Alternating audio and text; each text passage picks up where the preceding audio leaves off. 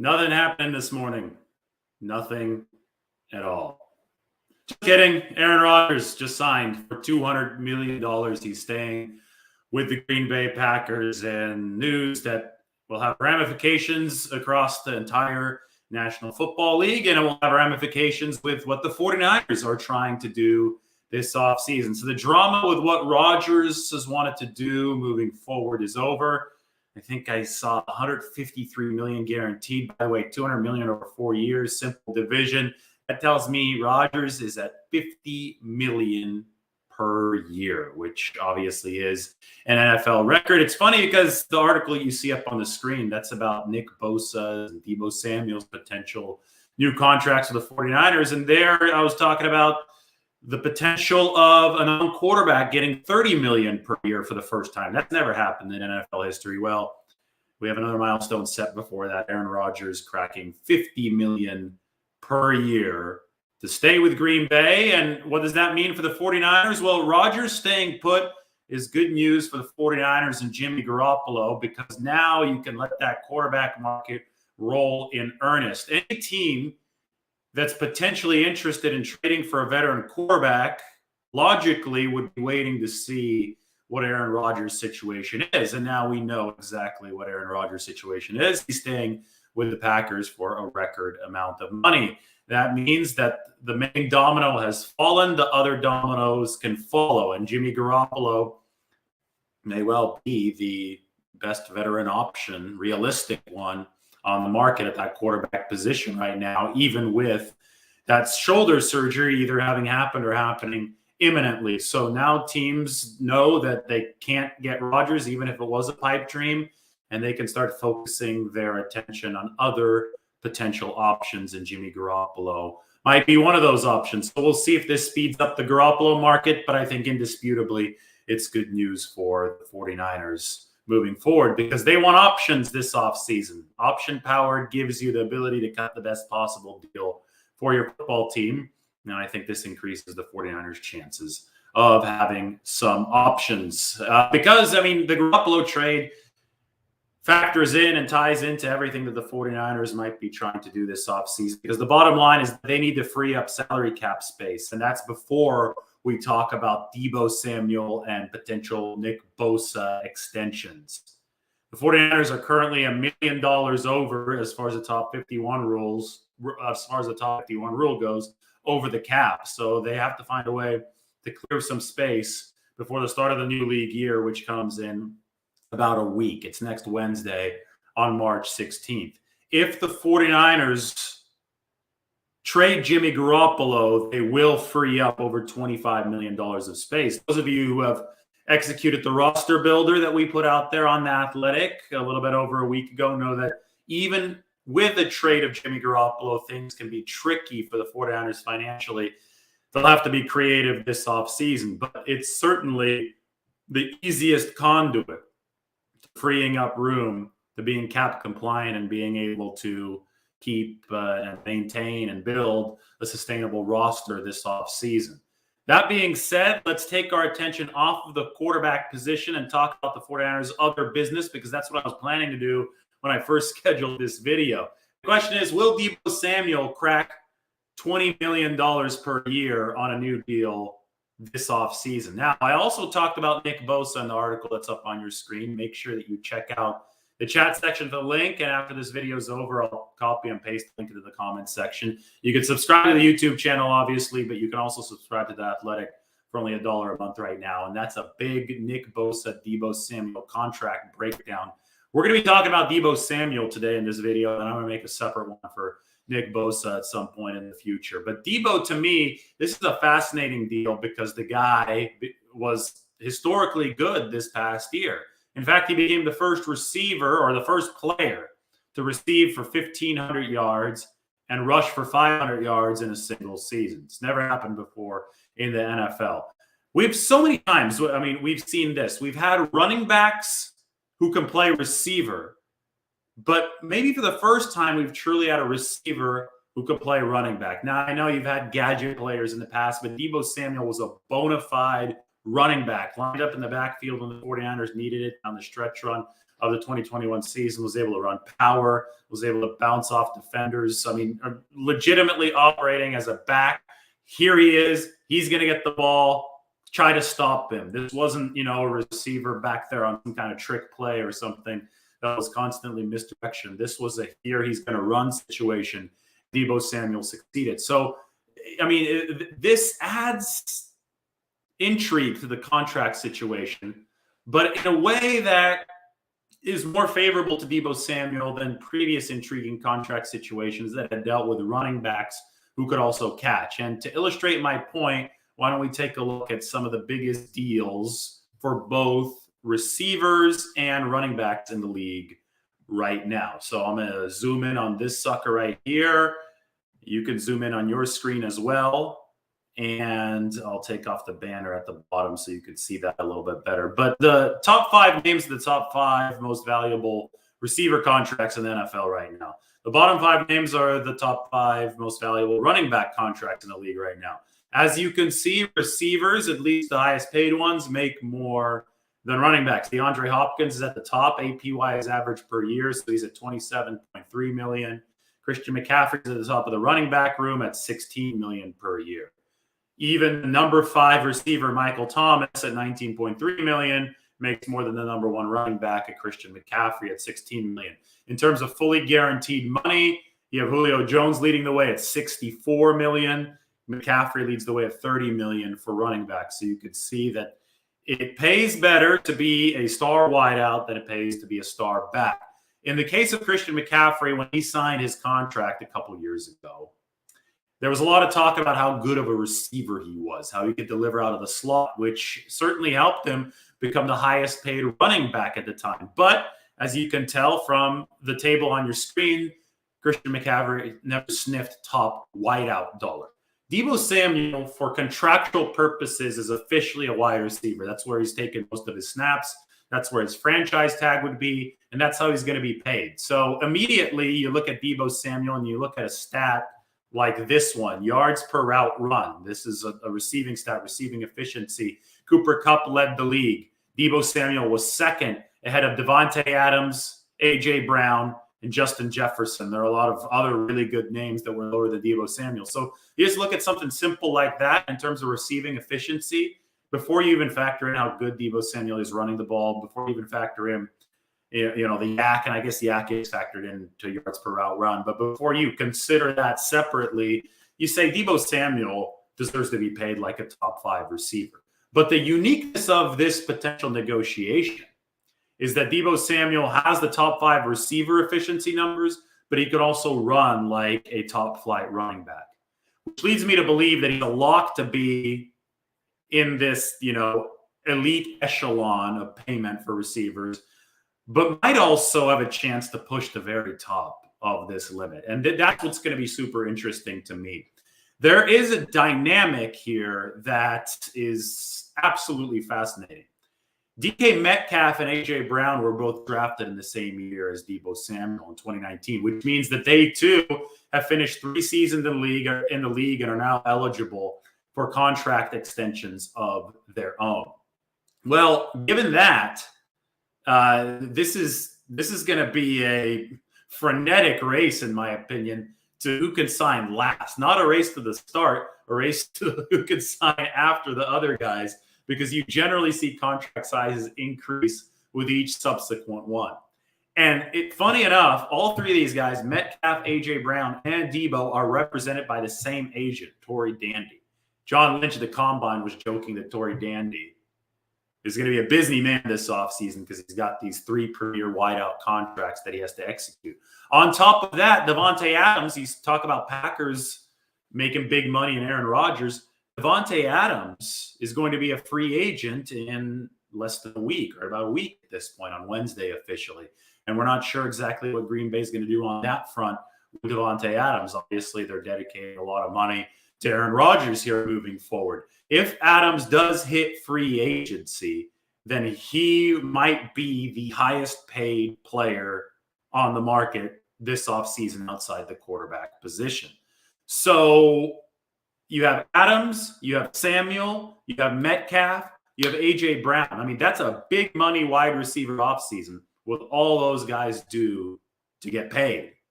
And that means that if you look at this list right here, if you look at the top contracts, DeAndre Hopkins, I mean, people consider his $27.3 million to be an outlier because Julio Jones is number 2 at 22, and then you have a cluster of guys around 20. I mean, 27 is way up there. And there's a rumor that Devontae Adams is going to want $30 million this offseason, and people are like, that's a little aggressive considering the fact that 27.2 is already considered an outlier. Julio Jones, $64 million fully guaranteed money, is considered an outlier.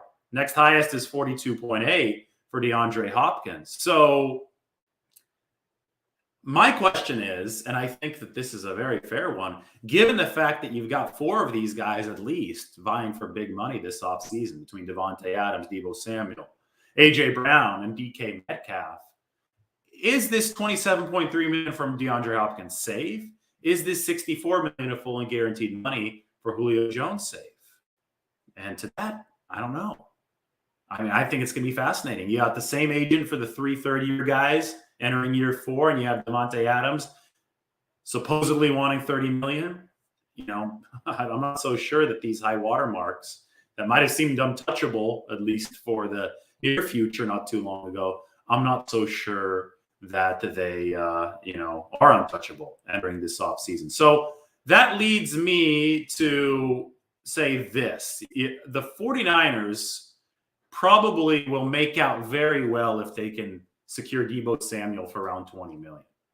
I think $20 million is a foregone conclusion. It's a matter of how high past that it goes. And I bring that table to you to illustrate that dynamic. If the 49ers can find a way to bring Deebo Samuel back at $20 million per year or anything slightly above that, with what, $40 million of guaranteed money, maybe $50 million of fully guaranteed money is what it would take. That'd be good news for a team on a tight cap situation. The 49ers, if they do that, will likely have to structure Deebo's new deal like Fred Warner's. And this is what I mean. I'm going to bring this back up. This is a chart that I made to illustrate Fred Warner's deal about a year ago when he signed with the 49ers. You can make this one a little bit bigger on your screen as well to help you see it. But the 49ers, the reason there's blue and the reason there's green on there is because they essentially gave Fred Warner 2 bonuses. And those 2 bonuses were Parag Marathe's way of creatively structuring the deal to keep the cap hit down. So instead of one big $25 million signing bonus that's spread out over the life of the contract, the 49ers gave a 12 and something signing bonus and a 12 and change option roster bonus that doesn't kick in until this season, the second year of Fred Warner's contract. Both are guaranteed, but the financial burden of the deal is therefore split even further over the course of the deal's real 6-year lifespan. It's 5 years on top of the existing deal.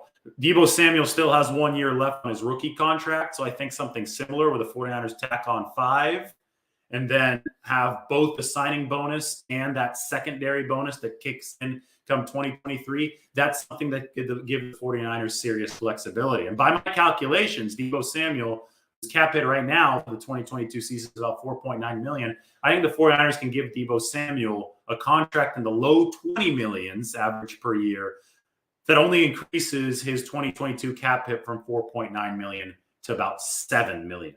And that'd be huge. It would cost only $2 million in 2022 when the 49ers are so tight on space. Now, the league has new media deals. They're going to kick in come 2023. Revenue is tied to the salary cap. So the salary cap depends on how much money the league makes. Assuming these new TV and media deals do bring in the cash for the league, as they're expected to do, the salary cap should skyrocket or at least shoot up in future years. So the 49ers are trying to build a financial bridge to those rosier times. So if you can extend Deebo Samuel in the low 20s and keep his cap hit in 2022 reasonably low. With Fred Warner, the 49ers kept his cap hit the same, right? The cap hit stayed at like $3.8 million from rookie deal to post-rookie contract. With Deebo Samuel, it's going to be a more lucrative contract since he's a receiver, but if you can keep it low, you can survive 2022 and financially move on to 2023 because there's so much business to take care of in this 2022 season. And that's even if you trade Jimmy Garoppolo. You still have to sign Nick Bosa. I'm going to dedicate a separate video to that. You only have 4,300 players under contract right now. If you're the 49ers, you need to sign way more. And you're already slightly over where you need to be with the cap next week. So how the 49ers arrange this jigsaw puzzle is going to be truly fascinating to me as we move forward. So the question is, will Deebo Samuel crack that 20 million APY? And I'm excited to learn the answer. I'm also excited to answer your questions. So why don't you shoot them my way? Yes, the cap is reported to be 200 million. That was expected. The roster builder that we made a couple weeks ago has the cap set at 208.2 million. The 49ers actually have a slightly higher cap than that, given carryover from 2021 and some adjustments from 2021. So the 49ers cap is about 213 or so million. In the offseason, the top 51 contracts have to be under the limit. That's what the 49ers have to get under before they start signing guys here in free agency. David, do you see Deebo trying for 20 million to 25 million for 4 years because that he's a dual threat? Also, his agent is DK Metcalf and somebody else's agent, right? Yep, that's exactly what I was just talking about. It's DK Metcalf and AJ Brown's agent. That's Tory Dandy. And yes, I do expect Deebo to fall somewhere between 20 and 25 million per year. I don't see how he wouldn't fall somewhere between there, because the franchise tag, if the 49ers slap that on Deebo Samuel come 2023, is going to be worth at least 20 million per year based on what the franchise tag for receivers is this season. It's in the high 19s. 49ers want to take care of their guys. They want to give them some kind of security. They want to keep on rewarding the players that they themselves have developed. And Deebo Samuel is just indispensable to this offense. I mean, you saw how much better the offense was with him than without him this past season. So 20 million to me is kind of the starting point of these negotiations. And 27 million, that's the high end. That's where DeAndre Hopkins is right now. But let's wait to see what Devontae Adams gets. Because if he wants 30 million, maybe he doesn't get it, but maybe he gets 29, right? Maybe he gets really high up there. Well, that's a big range, 20 to 29, because Deebo Samuel can argue that he's just as valuable to his football team as Devontae Adams is to his. So there's going to be that gap. Obviously, there's a year still on the rookie deal. That could be a slight tug back into lower direction on the Deebo Samuel contract. At the end of the day, the 49ers want to pay this guy, and he wants to get paid. When two sides have interest in getting a deal done, that deal usually gets done. And there are a lot of other big money wide receiver deals getting done this offseason to me ensure that price only goes up, does not go down. Draft well and find a way to keep your best players. That's exactly what the 49ers are trying to do here with Deebo Samuel. All right, any more questions? Let's go. Let's see them. Will the Niners use their franchise tag this year? I don't think so. I don't see where they'd use it. And even if they did, I don't see how they'd fit it. The problem with the franchise tag is that it's notoriously inflexible. You can see on the screen, Fred Warner's deal, the 49ers were able to push cap hits back. We could zoom in on this and see it a little bit closer. But, you see the cap hits on the very right side in the right column. 3.6 million for Warner in 2021, 8.2 in 2022. And then all of a sudden, 18.5, 20.9, 26.9, and 20.8 in the later years of the contract. So you could see that the 49ers kept the cap hits low early on for Fred Warner, and they did that through some creative accounting, through the bonuses that are amortized over the length of the deal, through a minimum contract base salary-wise early on top of those bonuses. That's allowed the 49ers to work with the cap. Now, if you tag somebody, it's just a flat fee. You tag a receiver, it's like 19.7 million, flat fee. You can't work your cap around that. So it incentivizes you to give these guys bigger long-term deals. And, the franchise tag is just something you use in the last resort, especially if you're really close to the cap or over it in the 49ers case. So, no, I do not expect the 49ers. I'd be shocked if they use the franchise tag this year. Yes, John Lynch did say that they budgeted for both Deebo Samuel and Nick Bosa's contract extensions. In fact, look at that. There's the headline of my piece. It's been budgeted for. So look at how much the 49ers might pay Deebo Samuel and Nick Bosa. So I got predictions for both of those contracts in there. Check out the link. It's in the comments or chat section. It will be in the comments section in just a little bit. the 49ers, bottom line, they can do this while keeping the cap hits reasonably low in 2022, but they have to creatively structure and they have to make sure that both players are on board to sign now. The 49ers, too, have to be on board to sign now. I'll get more into this when we talk about Nick Bosa, but in the case of him, I mean, he still potentially has 2 years of affordable team control left, right? He still has a rookie deal 2022. And the 49ers, with Bosa being a former first-round draft pick, they can slap that fifth-year option on him in 2023 for like $17.4 million, which if you look at the rest of the market for edge rushers, I mean, people are talking about Bosa being the first $30 million man outside the quarterback position. So 17 and change would be a bargain. And it's harder to hold out now under the new CBA. You get punished financially, and teams can't forgive some of those fines. So 49ers really want to play hardball and be, assholes about this. They can sit back and be like, okay, we won't pay you, Nick. You better just play out your rookie contract here for the next 2 years. And that can create some serious friction, serious problems. The good news is the 49ers have shown a propensity to try to take care of their own even earlier on in deals. They got George Kittle done after 3 years. They didn't have to do that then. The franchise tag potentially was weighing that deal down in the future, but they got it done. They did right by their players, and there's value in establishing reputation of doing right by your players in the franchise. You build up franchise equity. You make yourself more of a potential destination for guys. You just keep morale better in the team building, which I think is really important. So, yes, the 49ers have budgeted for both of these extensions, and we'll see just how it fits. And it's going to all tie in with a potential trade of Jimmy Garoppolo. And that all ties in with the Aaron Rodgers mega deal today.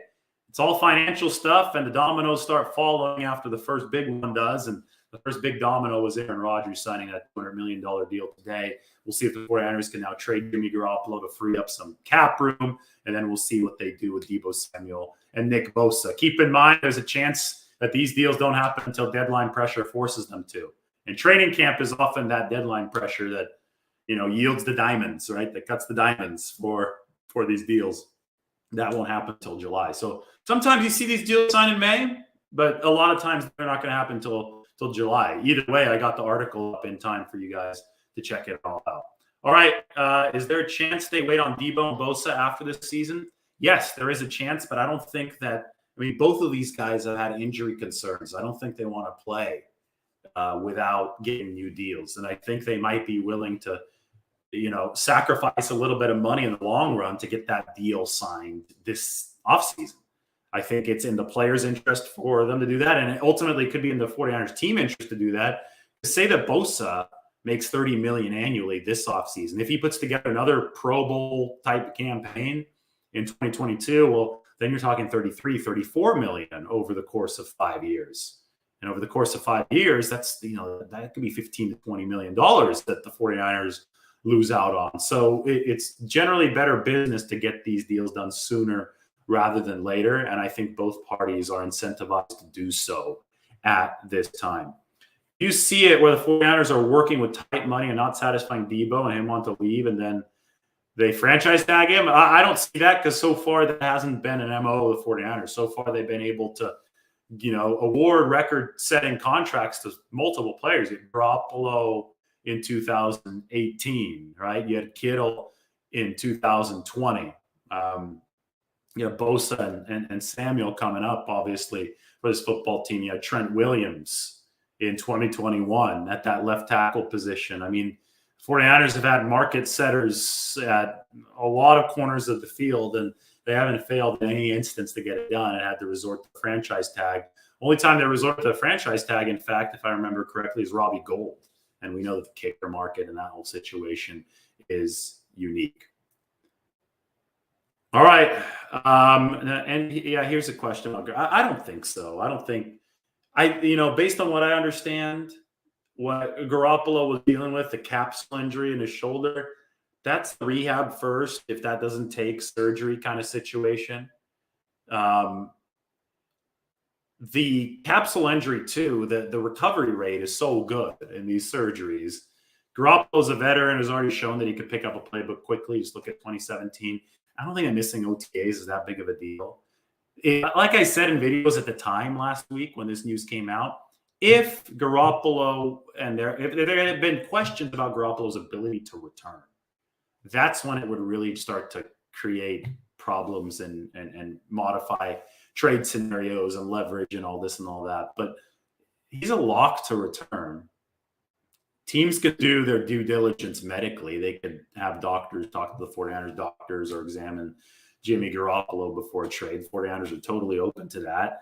And, assuming that they all sign off and say it's fine, which I think, based on what I understand, is likely going to be the case, well, the trade can proceed as they might have initially planned. So we'll keep our eyes out on it. I don't know. I don't have access to the medical files myself.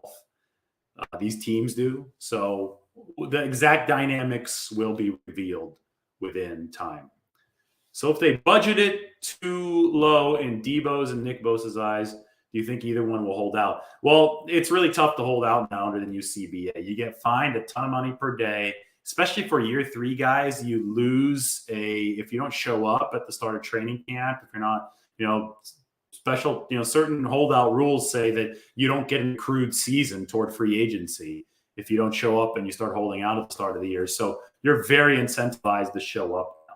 Teams have a lot of power in these instances. Now, Deebo and Nick Bosa can both say, I'm so important to this football team that I can withstand the financial damage that'll come with a holdout, and freak the team out enough that I'm not out there, like especially in the case, I think both of these guys make everybody around them better.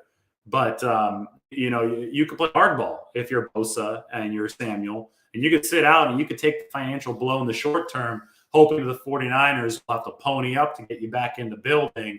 And then you could say, okay, it was worth it because I was able to squeeze another $2 or $3 million for them. That'll pay for all these holdout fines that I'm paying. They obviously can do that. But I think everybody involved in an ideal world will want to avoid such contentious scenarios. Nobody wants that. You want to keep a good vibe in the building. And so far, the 49ers have throughout a lot of these long-term record-breaking deals that they have signed. All right, guys. Yes, I do know how the media is talking. The thing is that this Jimmy Garoppolo Saints thing was just a rumor. I think it was Jeremy Fowler that came out who, we shouldn't be mad at Jeremy Fowler. He literally said, I heard a rumor at the combine. We shouldn't be mad at people's reading comprehension. He said it was a rumor, not a report. So if it's a rumor, then it's just a rumor. Let it be a rumor. Stop trying to turn a rumor into a report. But a lot of aggregators on the internet, a lot of people want Twitter clicks, YouTube, subscribe, whatever they want. They'll turn these rumors into reports and they'll frame them as such. And then all of a sudden, stuff just takes off and it never should have had legs to begin with. So maybe the Saints do trade for Jimmy Garoppolo. But it won't be because, and it won't be in any way linked to this initial rumor, right? Like people, as you know, rumors bounce off walls all the time. We want reports with substance. So that's what I have to say about that. Fact or fiction, neither, because I don't know what's exactly going on. I'm not afraid to say I don't know because I don't want to seem like an idiot. I just come up with stuff out of thin air that's wrong over and over and over again. There are plenty of channels for that, right? To get 49ers information that's wrong over and over and over again. But we like to be right about stuff and we like to report on stuff accurately. So we'll see what happens with Jimmy Garoppolo. But I do know that the 49ers love the fact that all their options are on the table and that Aaron Rodgers is staying put in Green Bay because that probably means that more options will be on the table for the 49ers moving forward. All right, all good? Thanks, everybody, for your questions. Be sure to check out the article on Deebo Samuel and Nick Bosa. And obviously that Aaron Rodgers news is a big deal because the trade market for quarterbacks and Jimmy Garoppolo might finally start rolling along a little bit quicker. I know that is a domino that a lot of people were waiting for. All right, guys, thank you. Subscribe to the channel. Everybody, take care.